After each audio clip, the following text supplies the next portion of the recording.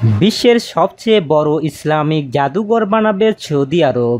Al Arabiya television চ্যানেলের সঙ্গে এক সাক্ষাৎকারে সৌদি আরবের ডেপুটি ক্রাউন প্রিন্স মোহাম্মদ বিন সালমান ভবিষ্যতে দেশটির অর্থনৈতিক পরিকল্পনার বিভিন্ন দিক তুলে ধরেন।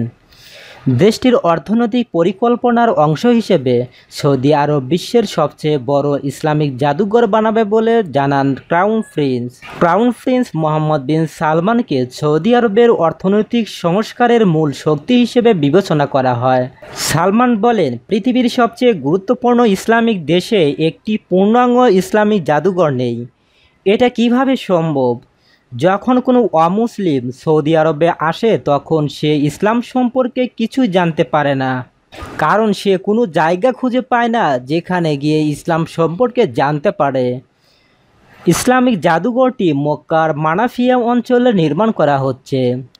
মক্কা মিউজিয়াম নামে বিশ্বের সর্ববৃহৎ ইসলামিক জাদুঘরটি 2030 সাল মেয়াদী সৌদি আরবের সরকারের মেগা পরিকল্পনার অংশ হিসেবে নির্মাণ করা হবে। জাদুঘর নির্মাণে সেরা নির্মাণ সরঞ্জাম এবং সর্বশেষ প্রযুক্তি ব্যবহার করা হবে। আন্তর্জাতিক মানের এ জাদুঘরটি প্রতিষ্ঠিত হলে এটা হবে পর্যটক ও তীর্থযাত্রীদের অন্যতম প্রধান আকর্ষণের স্থান। এখানে এসে পর্যটকরা ইসলামের ইতিহাস, নতুন অভিজ্ঞতা এবং বিভিন্ন সাংস্কৃতিক কার্যক্রম উপভোগ করতে পারবেন। সৌদি সরকারের পরিকল্পনায় রয়েছে এই জাদুঘরের মূল্যবান ঐতিহাসিক বস্তু এবং প্রাচীন ইসলামী যুগের জিনিস সংগ্রহ করে উপস্থাপন করার। আশা করা হচ্ছে জাদুঘরটি ইতিহাসপ্রিয়, বিজ্ঞান গবেষক, মুসলিম পণ্ডিত, সুস্থ ইসলামী চিন্তাধারা লালনকারী ও ইসলামী সংস্কৃতির অনুসারীদের মনোযোগ আকর্ষণে সক্ষম হবে।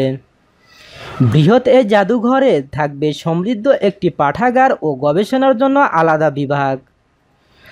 সৌদি কর্তৃপক্ষ আশা করেছেন আগামী 15 বছরের মধ্যে সৌদি আরব এমন একটি দেশে পরিণত হবে যেখানে আগত গবেষকরা ইচ্ছা করলে ইসলামের ঐতিহ্য ও সংস্কৃতি সম্পর্কে পরিপূর্ণভাবে অবহিত হতে পারবেন।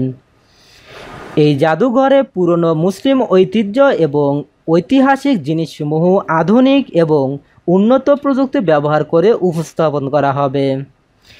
উল্লেখ্য, সৌদি আরবের মোট 132টি জাদুঘর আছে, এর 30টি রয়েছে মক্কায়। ধন্যবাদ এতক্ষণ আমাদের সাথে থাকার জন্য। নিত্য নতুন আপডেট খবর পেতে আমাদের চ্যানেলটি সাবস্ক্রাইব করুন।